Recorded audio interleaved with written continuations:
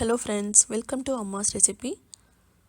இன்றைக்கி நம்ம மசால் வடை பண்ண போகிறோம். எப்படி பண்ணுறதுன்னு பார்க்கலாம் வாங்க. இன்றைக்கி நான் 2 கப் கடலைப்பருப்பு எடுத்திருக்கேன். இதை நல்லா வாஷ் பண்ணிவிட்டு நம்ம 2 மணி நேரம் ஊற வைக்க போகிறோம். இது காரத்துக்கு தேவையான மிளகாயும் நம்ம இது கூட சேர்த்துக்கலாம். சேர்த்து ஊற வச்சிடலாம். இப்போது நல்லா ஊறிடுச்சு. இப்போ நம்ம தண்ணி எல்லாத்தையும் வடிகட்டி எடுத்து வச்சுக்கலாம். இப்போ மிளகாயை நம்ம மிக்ஸி ஜாரில் சேர்த்துட்டு இது கூட 1 ஸ்பூன் சோம்பு சேர்த்துக்கோங்க. 5 பல் பூண்டு, தோல் உரிக்க தேவையில்ல, நல்லா வாஷ் பண்ணிவிட்டு அப்படியே சேர்த்துக்கோங்க. நம்ம எடுத்து வச்சுருக்க பருப்பையும் இதில் சேர்த்துட்டு இதை நம்ம கோர்ஸாக அரைச்சிக்கலாம்.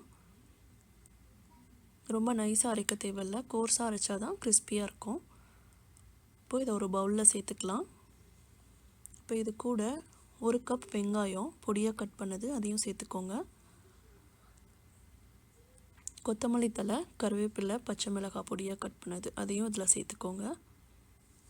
இதுக்கு தேவையான அளவு உப்பும் சேர்த்துட்டு இதை நம்ம நல்லா கலந்து வச்சுக்கலாம். தண்ணி எதுவும் விடக்கூடாது, இதை அப்படியே கலந்து வச்சுக்கலாம். இந்த மாதிரி கலந்து எடுத்து வச்சுக்கோங்க. இப்போது இதை நம்ம சின்ன சின்ன உருண்டையாக உருட்டி வச்சுக்கலாம். அப்போ தான் நம்ம எண்ணெயில் வடை போடும்போது ஈஸியாக இருக்கும். இந்த மாதிரி உருண்டை பண்ணி வச்சுக்கோங்க. இப்போது எண்ணெய் நல்லா காஞ்சிருச்சு. இப்போ நம்ம உருண்டையெல்லாம் இந்த மாதிரி லைட்டாக கையில் தட்டி விட்டுட்டு நம்ம எண்ணெயில் சேர்த்துக்கலாம். இதே மாதிரி எல்லா உருண்டையும் சேர்த்துக்கோங்க. இப்போது நம்ம 2 சைடும் நல்லா திருப்பி விட்டு நல்லா வேக வைக்கலாம். இது நல்லா கோல்டன் கலர் வர வரைக்கும் வேக வைக்கணும்.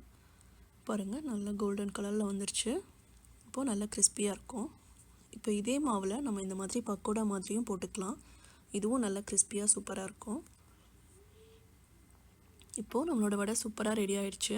நல்லா கிறிஸ்பியாக இருக்குது பாருங்கள். நீங்களும் இதே மாதிரி ட்ரை பண்ணி பாருங்கள். எப்படி இருந்ததுன்னு கமெண்ட்ஸில் சொல்லுங்கள். Thanks for